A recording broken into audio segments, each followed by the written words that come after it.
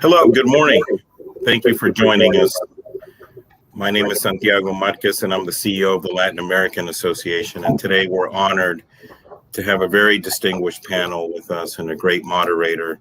And we're going to jump right into that. We're going to discuss COVID, vaccines, hesitancy, where we are, and from the Department of Public Health, from these leaders in the metro area, from their perspective. But before we get into that, I just want to remind folks, and for those of us that don't really know the LAA, a brief recap of what we do and what we're doing right now for, in terms of COVID. LAA has been here almost 50 years. We'll be 50 next year. Our headquarters are in DeKalb County and Brookhaven on Buford Highway in North Druid Hills, 43,000 square foot facility. Small office in Lawrenceville off the square, and an office in Dalton, Georgia, serving Northwest Georgia, about 9 counties up in Northwest Georgia. We continue to focus on the daily work, family well-being, social services. Right now, we are having food distributions through our food pantry every week, every Thursday from 3 to 5. So if you're in need of food, please give us a call. Let us know. We're happy to help. Have funding to try to help with homeless prevention. So if you're falling behind have fallen behind on your bills, on your mortgage, on your rent, give us a call. Happy to see what we can do for you there. Continue to focus with our youth, helping with youth services in middle school and high school, both in DeKalb County and Gwinnett County. Working closely with both school districts for the summer, trying to figure out a good strategy of how we can help our kids get caught up going into next year. We are now opening this week our incubator for Latina entrepreneurs. We've refurbished an entire office suite, and we're going to be having 8 offices here where 8 women will come and rent offices for us at a very reduced rate, as well as we continue to help people find jobs. And actually, we're hosting a virtual job fair. In the end of June, we're actually going to have a hiring event here in person, Career Expo. So for those folks that are looking for jobs or companies that are looking for employees, we will help you with that. And immigration, right? So we continue to serve through our immigration department, removal, defense, and petitions. Those are really the focus areas of our immigration department. So just want to let everybody know that we're continuing to serve. We're open Monday through Friday, 8:30 to 5, and we're here to help you if you need it. We're also very involved in the vaccines. Well, actually COVID, and when it comes to COVID, really the vaccine rollout. If you go to our website, you'll see information both in Spanish and English is being updated daily, as well as we're now hosting one vaccine drive once per week here until the month of June. So wanted to keep you updated on what we're doing. Enough of that, but let me go ahead and turn it over to this dynamic panel. And our moderator today, a good friend of mine and somebody who has a lot of experience in the health sector because his family owned medical clinics, Antonio Molina. Antonio? Thank you, Santiago. Good morning, everybody. Thank you for taking the time to be here with us today. We have an incredible panel. It doesn't escape me to see that in the time of a pandemic, we are blessed to have 3 incredible women, doctors, professionals that are actually getting the job done. And thank you so much for taking of your time to be here with us today. We have Dr. Memark, La Doctora Valenciano, and Dr. Arona, all incredible individuals that are really, being the best in their fields and really making sure that the Metro Atlanta area is taken care of. So whether it was testing early on, and now the implementation of the vaccine and getting it into arms, we are definitely blessed to have 3 strong, powerful women that are leading the charge here in our Metro Atlanta area. So thank you very much for your service and for all the work that you're doing. Dr. Valenciano, I found out today, has been in the job since July, but she's been so busy that we haven't had the chance to meet. So it's a pleasure to see you and to have you here in our Atlanta metro region.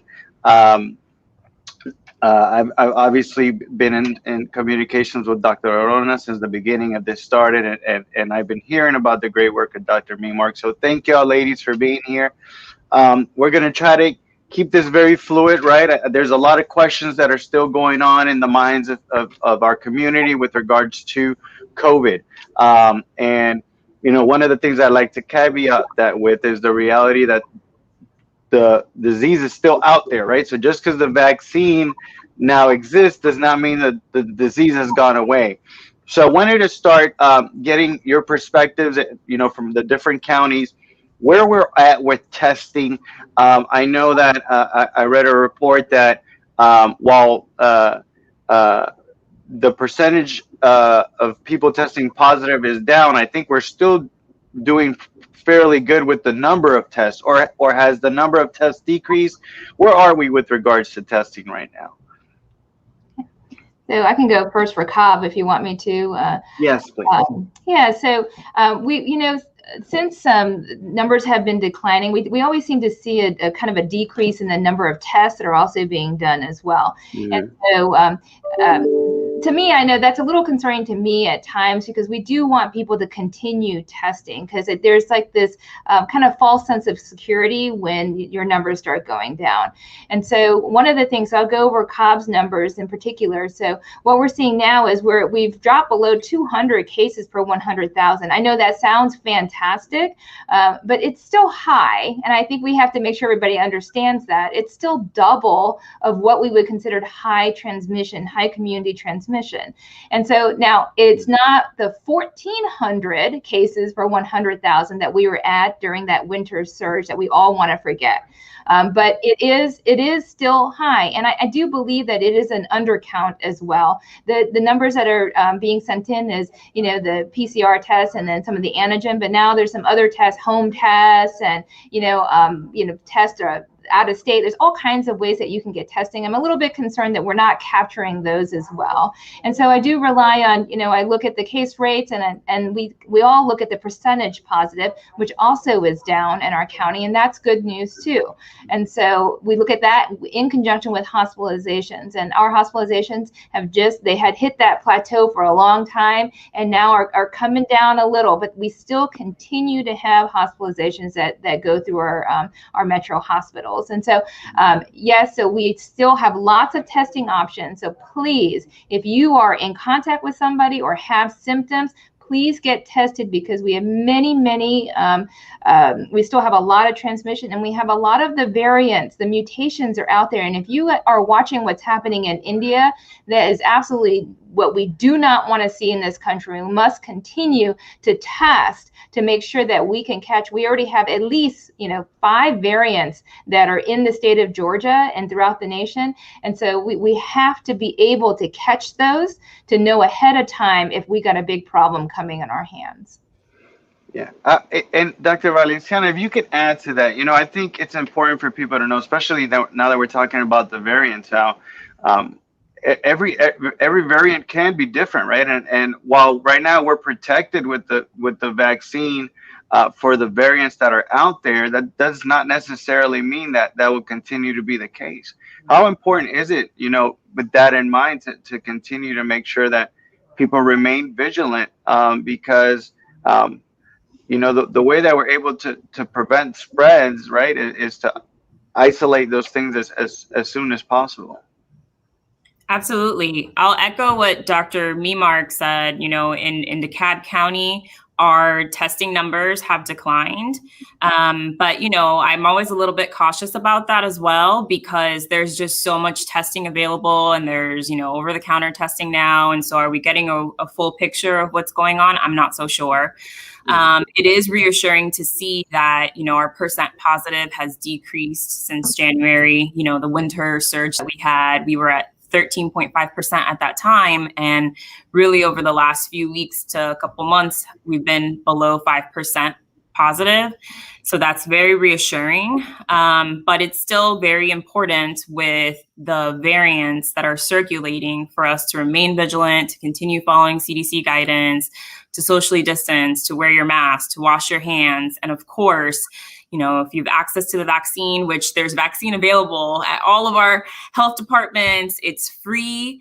There's no documentation necessary. It is available to everyone. And so, of course, encouraging everybody to get their shot. I have a button right here. I got my COVID-19 vaccine shot as soon as it was available to me.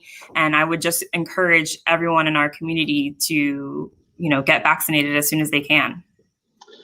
Thank you, Dr. Valenciano. And Dr. Arona, I know that obviously Gwinnett County is one of our bigger counties. I think second biggest in the state, but I think with the census numbers, I think we're going to be eking in on the biggest.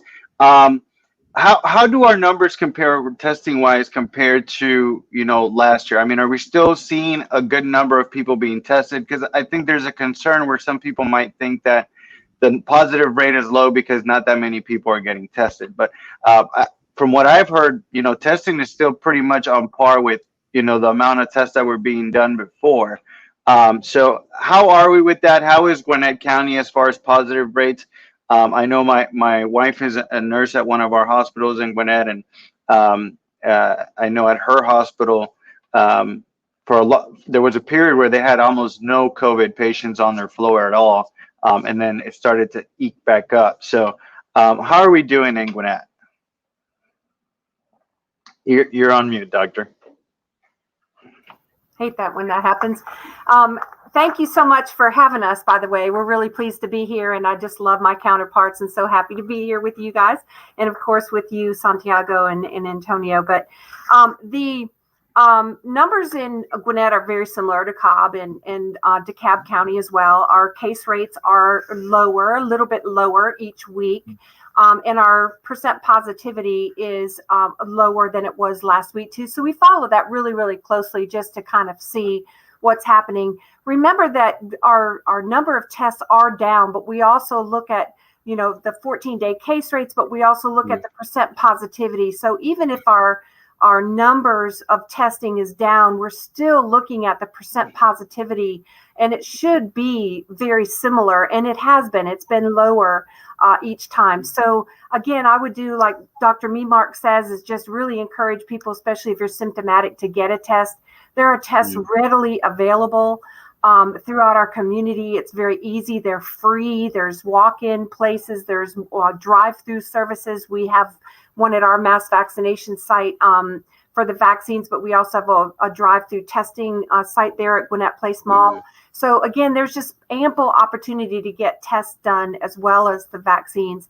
And I would just remind everybody that, COVID took away so much of our livelihood, our ability to gather together with friends and family, and graduations and weddings, and, even funerals, a time when it's really important to all be together. And the vaccine is what can get us all back together. That is really, life is better together. Life is better together. And the vaccine is really what's going to bring us all back together. Thank you, Doc. Going back to you, Dr. Memark, obviously, this live is directed at the Latino community. How are we doing in your county as far as vaccinations amongst the Latino community? Yeah, so, we're actually doing a lot better. So when I looked at back at our stats from just a few weeks ago, about 3 weeks ago, we had only vaccinated about 8% of our Hispanic community, according to the dashboard. And now we're over 20%. And so we are definitely making progress. Now, we still have a ways to go. And so I love doing these things, and I would love to hear back. If you guys hear some feedback on things that we can do, I would love to hear that. But we're definitely doing better. And, we have, just like a lot of other districts, that we've kind of gone from, we had the mass vac sites, and now, those are slowing down. So people that wanted to get vaccinated right away got their vaccines. Now we have the heavy lift of going and trying to reach people where they are. And so we've been doing some very successful vaccines drives with some of our partners at Sur Familia and St. Joseph's Church and Transfiguration. And then we're going to start looking at other places like work sites and I would love to hear from the community of different places that they feel like, that we could find some folks to vaccinate for sure. But I think what we've seen a lot of is kind of the word of mouth spread, and, having the community tell each other that, it's safe, and that, we're not there to do anything else. We just want to get you vaccinated. And so that's been really helpful. And I would love to see that keep going and just blow through and get it up to 70%, right? So that's our goal, at least, is to get past that. And are you guys doing any walk-in type, or is it all appointment based? So that's a great question. Thank you. Our mass vac sites at Arbor Place and at Jim Miller are walk-up and appointment. The other ones, we can get you to those sites. If they have enough vaccine, they'll do it, but it's hard. You don't know whether to bring 100 or 500, and you know how Right. the freezing and all. So we let that, so the church will arrange it, and if you contact the church, they can arrange and let us know, okay, this is approximately how many we got coming. So, but if you contact them, you can definitely get in. It's not overwhelming at this point. Okay, and so in the max vac sites, though, if you go to Arbor Place, Yes. Or you Jim can Miller go, or Jim Miller Park, you can get the vaccine, walk in, no appointment necessary, no documentation, things that we've already been hearing. So it's very easy to get this done. You don't need insurance. This is a freebie, guys. Take advantage of it, because I will tell you, vaccines are not cheap when you have to pay for them. Yeah. Dr. Valenciano, in DeKalb, where are we at with the Latino percentage as far as how many have been vaccinated? Where are numbers at? So in DeKalb County, similar to Cobb, in the beginning, I was very concerned because we were only reaching about 5% of our Latinx community. But I'm very happy that we are now at 20.4% of our Latinx community has been vaccinated. Of course, I would also love to see that number be at 75% or higher. I want to just reassure the community and inform the community about several things that we're doing to make vaccine more accessible to our Latinx community, to our Spanish community, Spanish-speaking community, limited English proficiency community. So we offer walk-up at both of our vaccine clinics, at the Dorville MARTA station and the Stonecrest location. You can walk up, no appointment. We have translation devices available at both of our sites. So if you don't speak English, or you just speak a little bit of English, it's okay. We have easy access to video interpreters at our sites. And then also we've established a partnership with CORE, who is assisting us in really targeting our vulnerable communities in DeKalb County along the Buford Highway Corridor, Dorville, Dunwoody. We're working with you all and have had great success at the events at the LAA. And I'm really excited about that partnership with CORE. So I think, we're doing much, much better than we were in the beginning. But of course, the more that we can reach the Latinx community, the better. And Antonio, I just want to say one thing real quick about CORE. Have been amazing. Just an incredible organization to work with, and has really been a game changer for us, right? The amount of volunteers they bring in the organization that's there. So for those watching that think that they may have an opportunity in one of these counties to do a mobile site, right? Please reach out, because there are opportunities to get it done. But CORE has been incredible. There's also a question here, Antonio. I don't know if you want to read it. It's up to you how you want to monitor that. Okay, sorry about that. I wasn't even, all right. Yeah, I'm sorry. I had it on a different thing. All right, so we're going to the comments. One of the questions came in. How has outreach to the Hispanic community been? And is there anything the Latino nonprofit community can do to help you engage with them? And that's kind of a great segue. Dr. Arona, if you could tell us first how our numbers in Gwinnett, and then if you want to segue into that, because that is our next section, right, is looking at having the three, powerhouses here with us today, seeing ways that, we could work together, right, to try to get this taken care of and getting shots in arms. Right now, as we heard earlier, Cobb County is about 20% of the Latino community.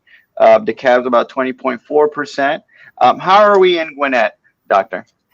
Well, Gwinnetts still has work to do. We're very much better than we were before when we were under, single digit percentage wise, but we're currently right over 18% now of our Hispanic population in Gwinnett County that's received at least one dose. Remember that is a percentage of the population in general. So when you look at these numbers, remember that there's a large percent of our population that's not even eligible yet. And so, and we're hoping with the 12 to 15-year-old group that's going to be coming up soon that we'll have the opportunity to vaccinate as much as our middle school population as possible before school starts in the fall. So we'll be working on that. But we have walk-up sites at every one of our health centers. We have walk-up at Sears location now. You can walk up. There's absolutely no documentation necessary.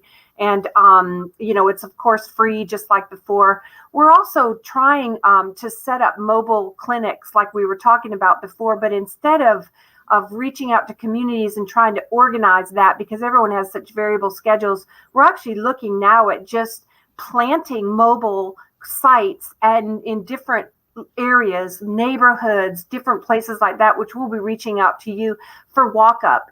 And I even thought about a vaxathon where for 24 hours, we're going to be in a place and, because people have various work hours that are different and maybe doing that on a Saturday or, something to where people can just come in for vaccine. And then they have Sunday off, hopefully. But, so again, there's a lot of people on the fence about the vaccine, and this is a harder group to reach than the population who was really looking for those appointments early on and trying to get appointments that were so hard to achieve. Now, our supply of vaccine, you can go into any pharmacy that has a vaccine and get one. You can come to our health centers. The vaccine is really readily available now to people who really want it. But so we're really trying to those people sitting on the fence about the vaccine, we're really trying to convince them to come off on our side and get vaccinated for yourself, for your family, for your community, so we can get back to doing things normally. Fortunately, the most vulnerable in our population has been vaccinated pretty much already. But there's a lot of long-term effects, even on very healthy young people when you get COVID.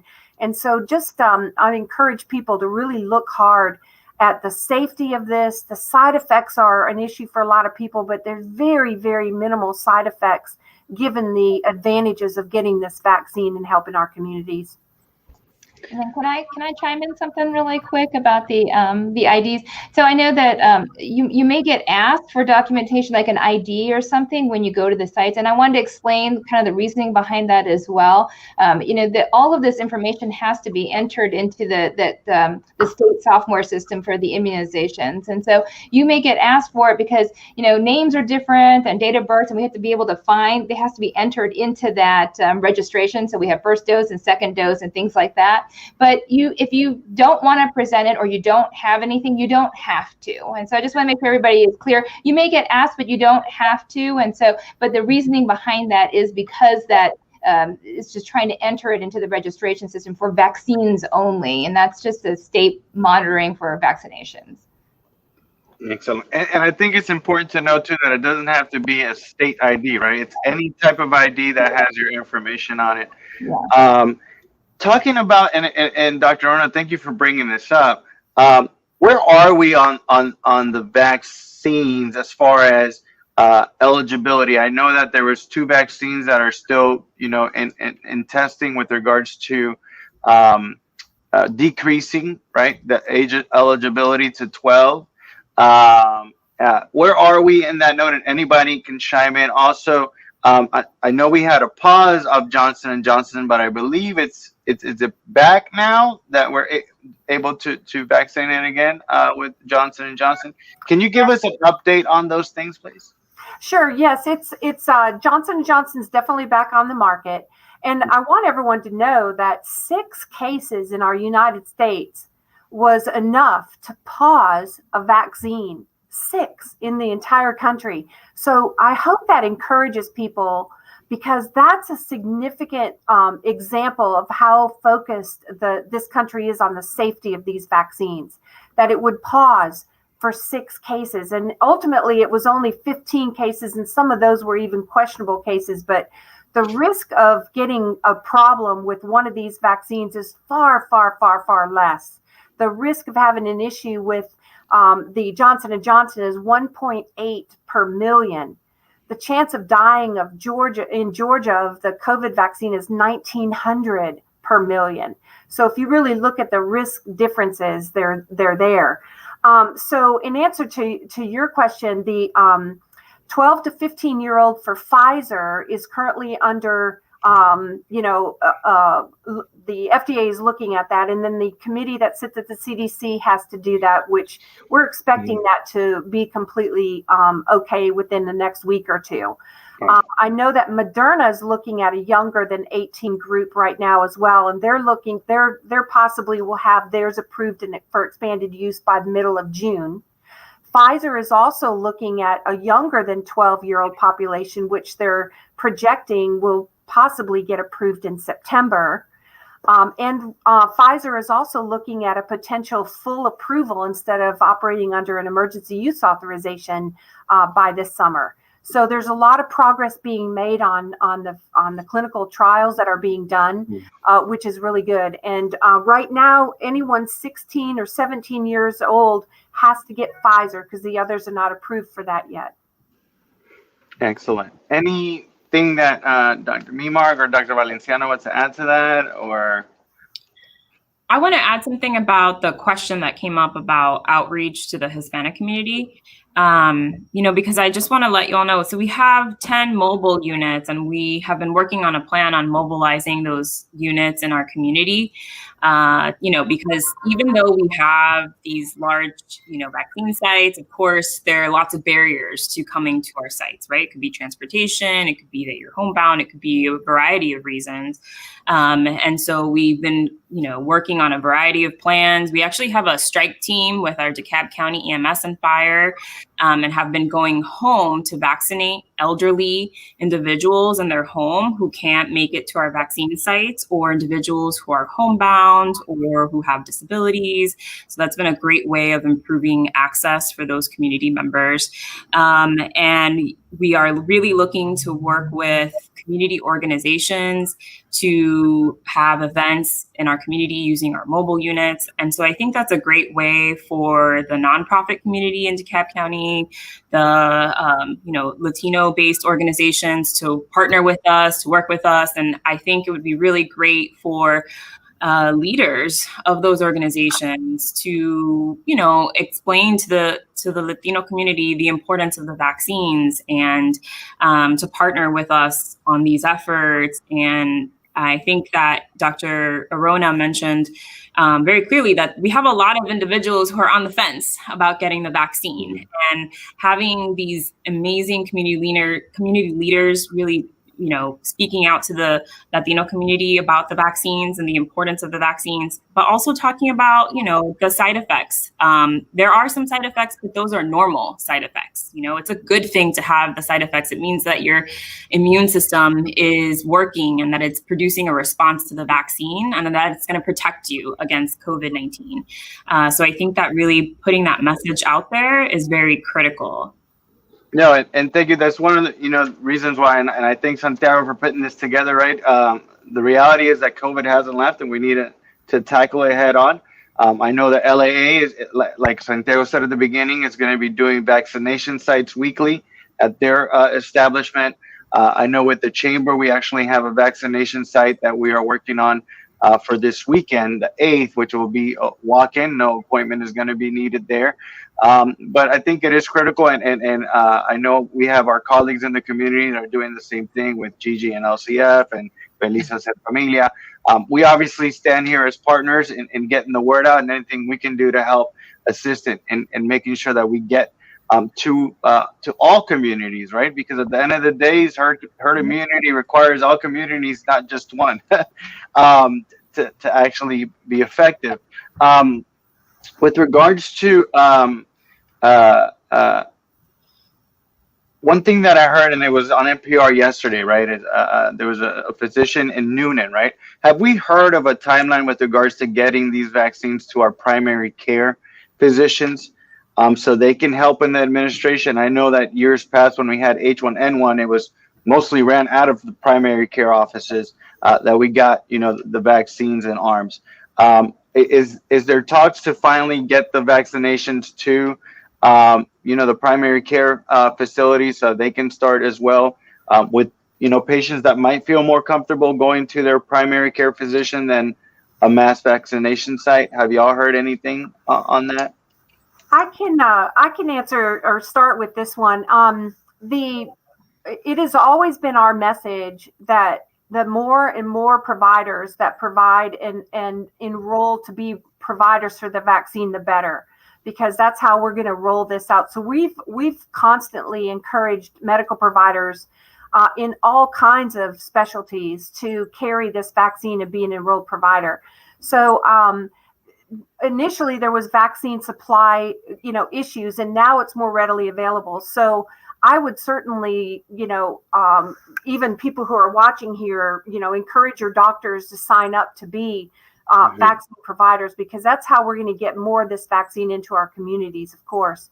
The other thing is that if I'm encouraging physician groups that even if they don't provide the vaccine, at least put some information on their website about where they can get it, because, folks tend to listen to their providers and their doctors. And if their doctors are encouraging vaccination, I think people will be more likely to jump off that fence in our direction. Excellent. And I know that I'm actually working to have, my father, who is a provider, do a PSA on that very same point. Right.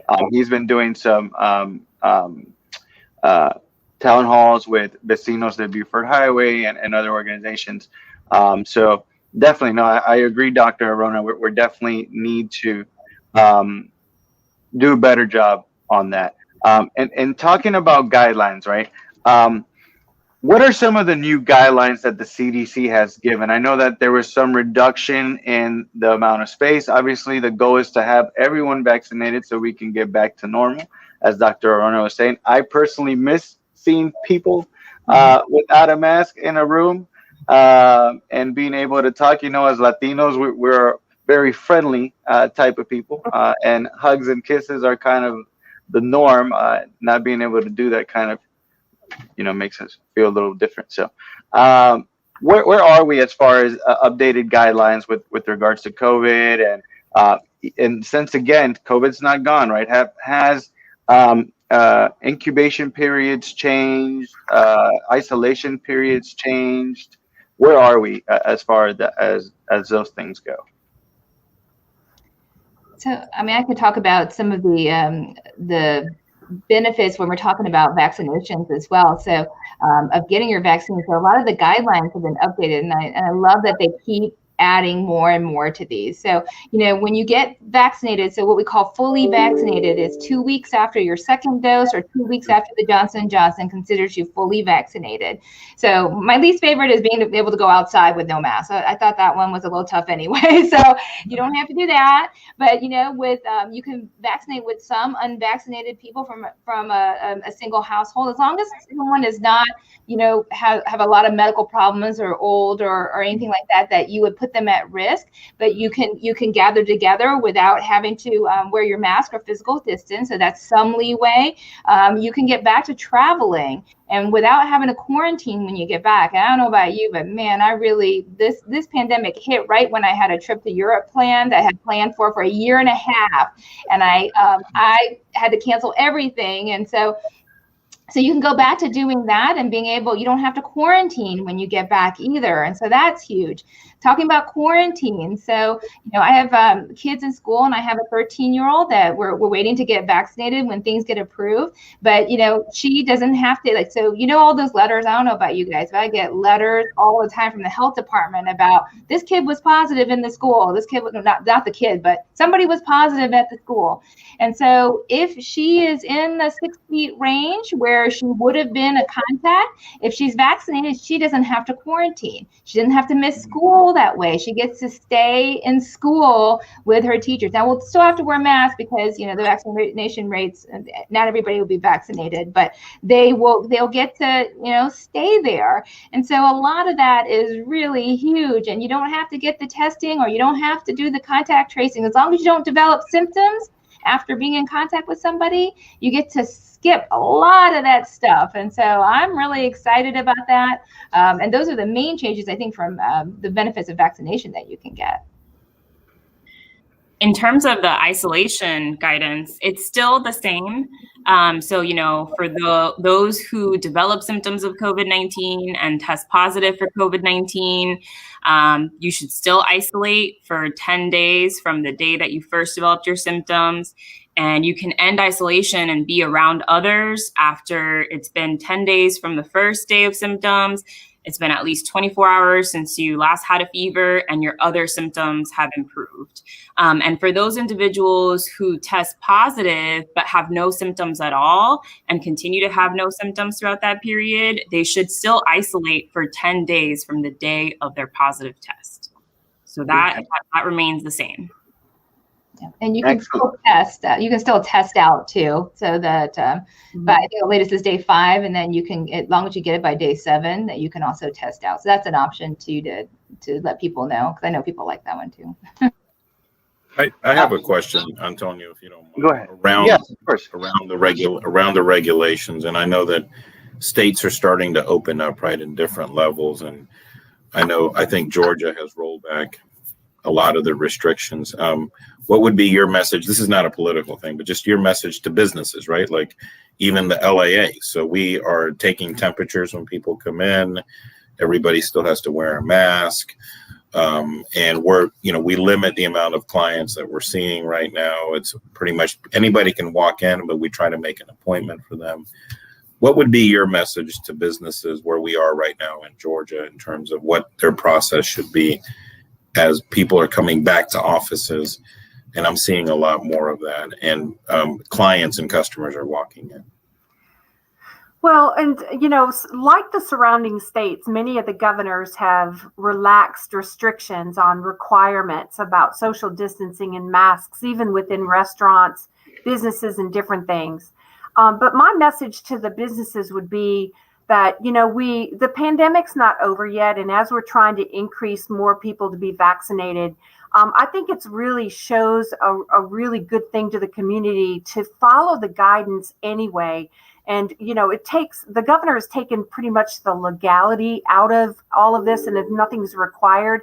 However, the guidance really still is in place from public health about things that we should do to limit the spread. And so having, masks and, encouraging your employees to wear masks and still keep social distancing and, being mindful of people around you, staying home when you're sick, encouraging those, policies at work will still just really show the community that we're really taking this seriously and we don't need requirements in place to do the right things.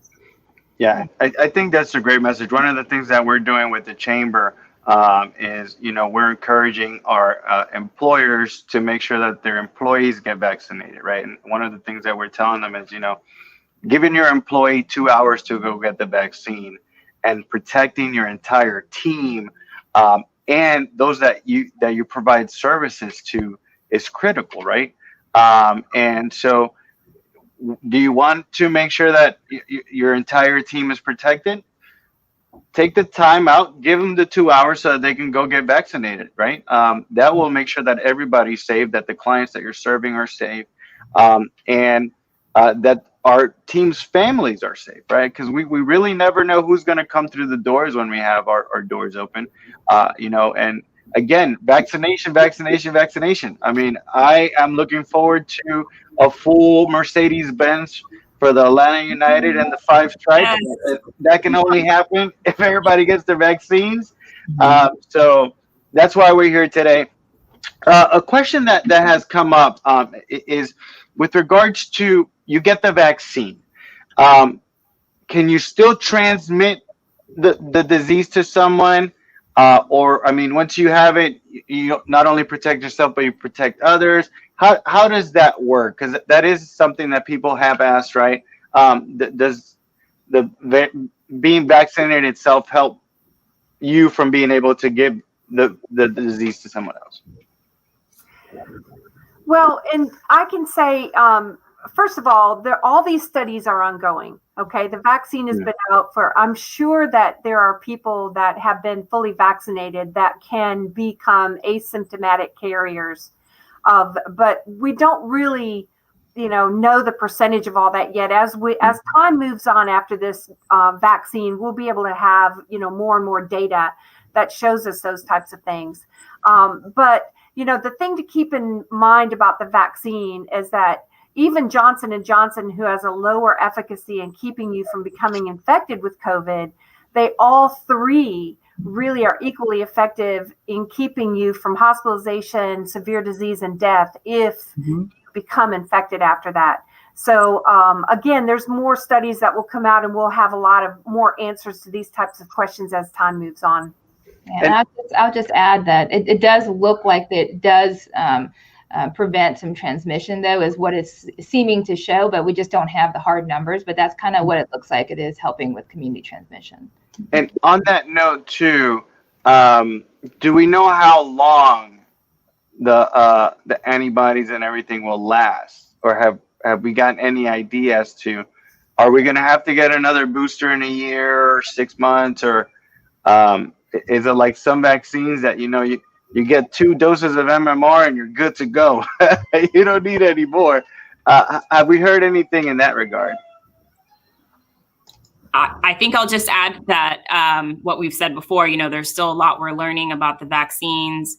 I think that as, more and more community members get vaccinated and the closer we get to herd immunity, the better we will know, down the line. Will we have to get a booster?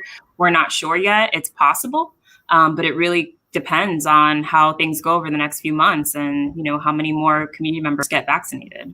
I want to add on to that as well that if transmission is allowed to continue, that's where the variants come from. So when you look at India right now, they have their own, maybe double mutant variant that they have there. So that is what a major issue. So if it is allowed to continue to grow, it can mutate, and then we're running the risk that this vaccine is not going to work against that. So they will have to make boosters. So that's why another pitch for what Dr. Arona is saying, to keep these cases low. We cannot just open up and then, remember, it's only 27% that are fully vaccinated in Cobb. We can't act like it's 100% yet, right? So we got to keep doing our stuff, like wearing our mask and distancing when, around folks you don't know are vaccinated, because we can't let these mutants grow, because it's going to just beat all this progress that we've made. Excellent. No, and I think this is an important things to talk about, right? Because there are still questions that are very pertinent in our community. I love to hear that we've made a significant headway, especially with regards to the the number of Latinos getting vaccinated.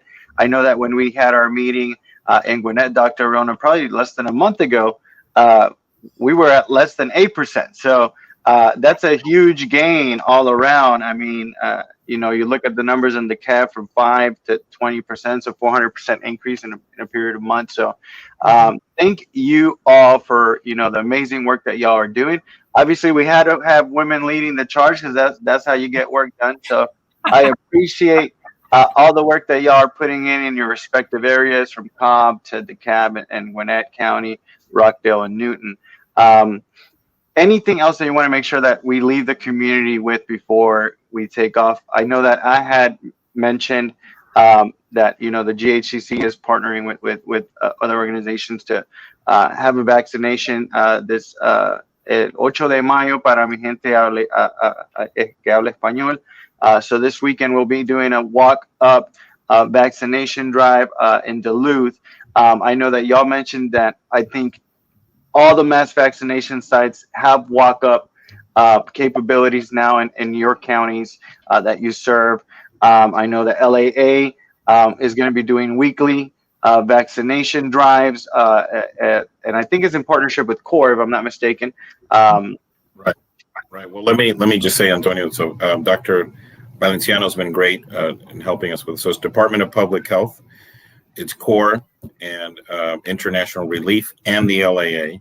And we will be here Saturday. The next one is this Saturday from 10 to 4. It'll be second doses, but also walk-ups for first doses. Pfizer.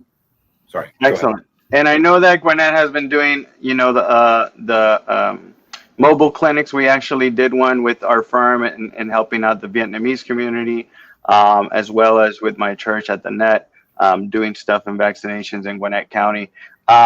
Any last tidbit that we want to make sure that we leave our community with before we leave? I would like to point out to our young people who I know are concerned about the infertility aspects and the reproductive nature and that type of thing, and the potential complications with the vaccine. And, I just really, as an OBGYN doctor, I want to encourage those who are pregnant, those who are breastfeeding, to get this vaccine. We've got quite a bit of data now that show the safety of these vaccines in pregnancy and the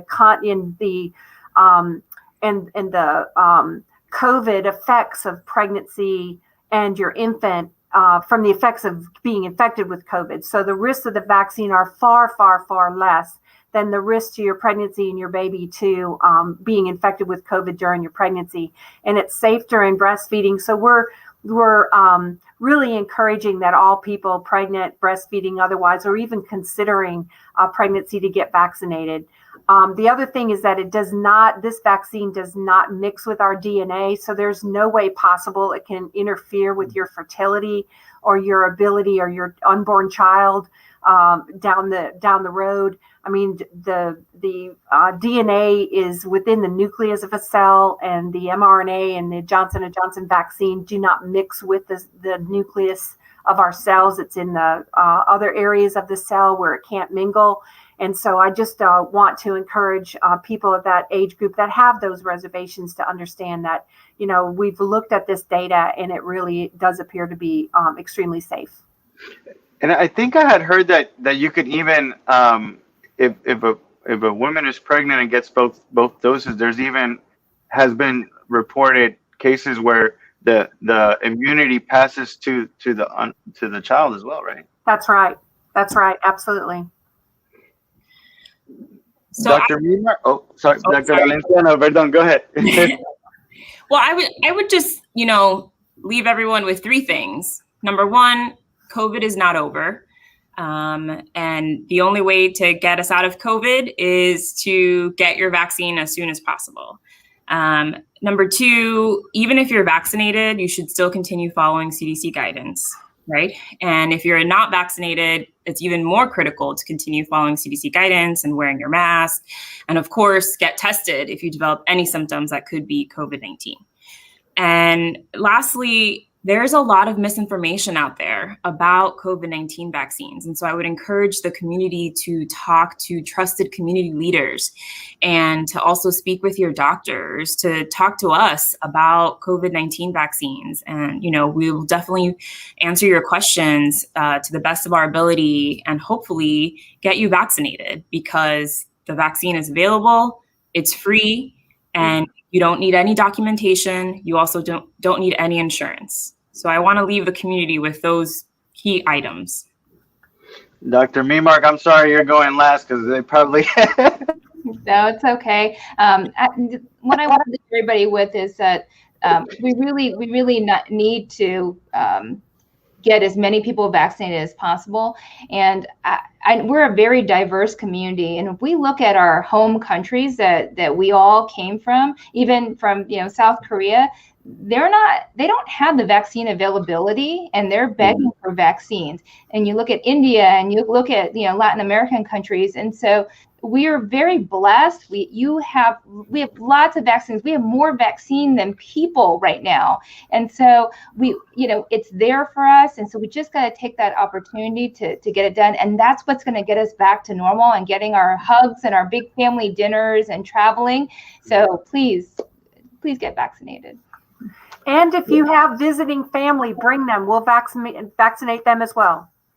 Yeah, that's one thing we learned last time we had a town hall with Dr. Arona, is that even if you're here working from another state, so maybe you're not a resident of Georgia, but you're going to be here working for a prolonged period of time, you can get the vaccination here. If you're visiting family, you're going to be here for a long time, get the vaccination.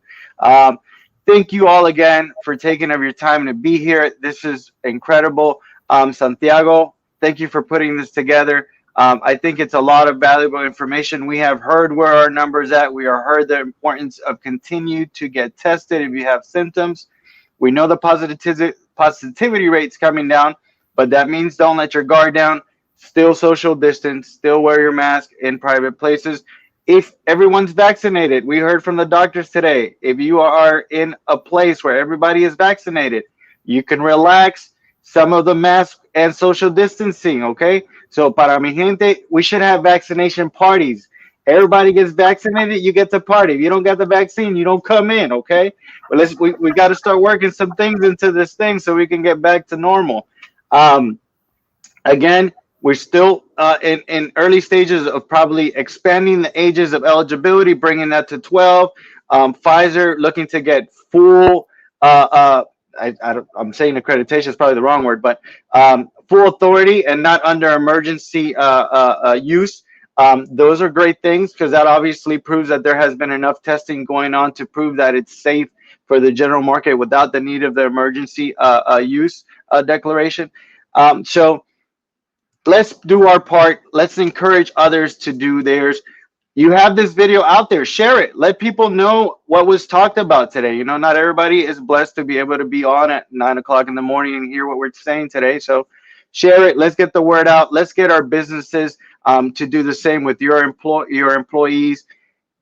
We got to do our part to get out of this so we can get back to the normal that we loved.